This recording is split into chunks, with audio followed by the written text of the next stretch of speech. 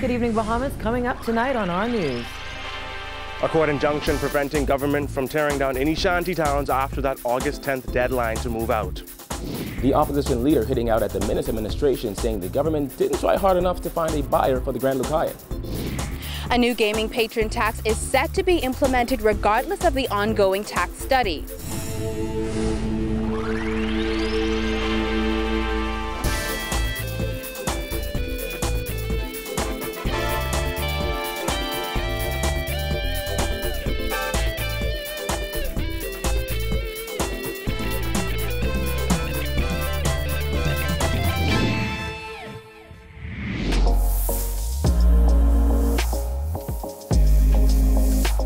Our news is brought to you by Alive.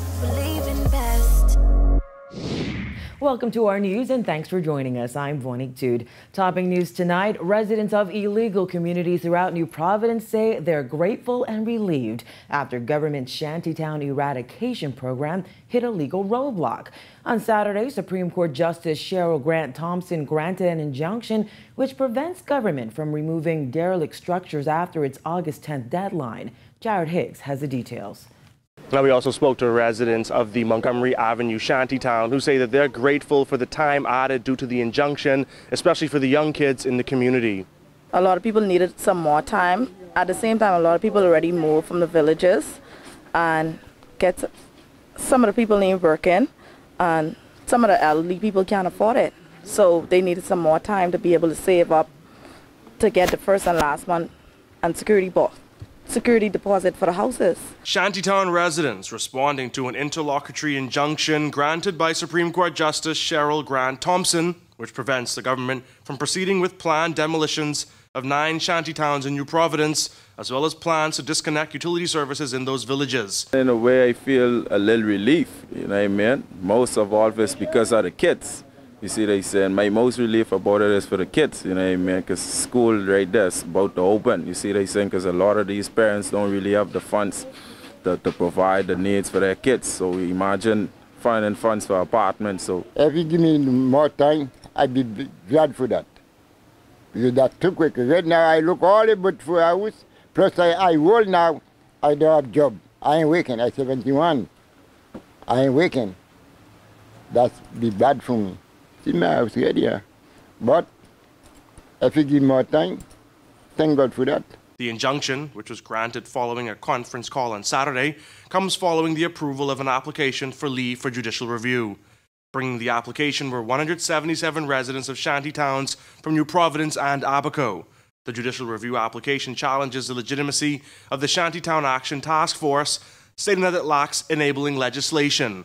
However, chairman of that task force, Dion Folks, says government isn't deterred by the legal setback, noting that Prime Minister Dr. Hubert Minnis has given the green light for committees on 2 more family islands to be formed to go along with those formed in New Providence and Abaco. We live in a democratic society, and every person who lives within the Bahamas have the right to access our legal process. It's something that's constitutionally guaranteed.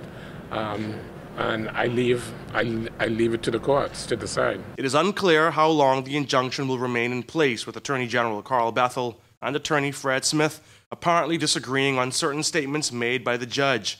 Justice Grant Thompson is reportedly out of the country until August 16th. Respondents in the matter include Prime Minister Dr. Hubert Minnis, who has responsibility for lands, Folks, Minister of Public Works Desmond Bannister, Attorney General Carl Bethel, Bahamas Power and Light, and the Water and Sewerage Corporation. Reporting for our news, I'm Jared Higgs. Government's plan to purchase the Grand Lucayan Hotel on Grand Bahama is a bad idea, according to opposition leader Philip Davis, who told the media today he doesn't think the Minnis administration thought this one through. Kyle Joaquin tells us more. During his monthly press briefing, the opposition leader spoke to numerous topics and answered numerous questions.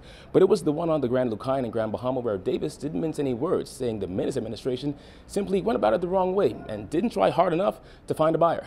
They did nothing. They had a buyer. There was a buyer in place. Since Prime Minister Dr. Hubert Minnis told supporters in Grand Bahama that government is prepared to purchase the hotel that's been closed since 2016, public debate on the decision has been ongoing, with many calling it a bad idea. Davis today questioning what would the country gain. If the Grand Lucayan Hotel was a going concern with say there's 400 or 600 workers employed and working, I would reconsider my view on whether they should purchase it. But it is not a going concern. The property is closed. It did not work in private hands. Do you think it will work in government hands? Wynn Group CEO Paul Wynn, who was in negotiations to purchase the hotel, revealed last week that he opted out because he thought the final purchase price negotiated was too high and that him purchasing the hotel would have required him asking government for too much. Tourism Minister Dionisio de Aguilar has since said government just felt as though the Wynn Group was asking for too much in concessions. Regardless, Davis says government didn't appear to try hard enough. There was a framework. All they had to do is follow the framework, sit down and negotiate the finer details. The buyer was ready to go.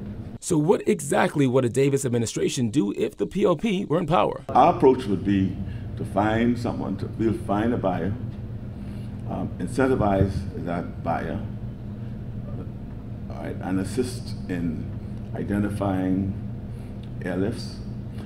And as I said, we did before.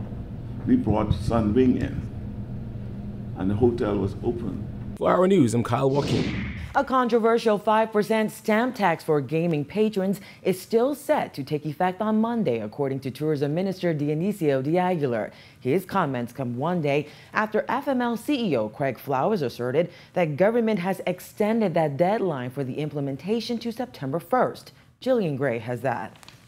Come Monday, gaming patrons will have to pay a 5% stamp tax on all deposits, and it's a move that Numbers boss Craig Flowers says could drive those customers away. The Ministry of Finance and the Gaming Board have been in consultations, and as far as I am aware, the 13th of August was the date that they agreed upon to roll out this tax. So that still stands? Yes, as far as I'm aware, between the Ministry of Finance and the Gaming Board, I have not received any notification to the country, so that's what I think. The 5% patron tax was initially scheduled to take effect on July 1st, along with the new sliding scale tax. However, the implementation date was pushed back to give gaming patrons sufficient time to update their POS systems. They made a proposition that's going to negatively affect their business.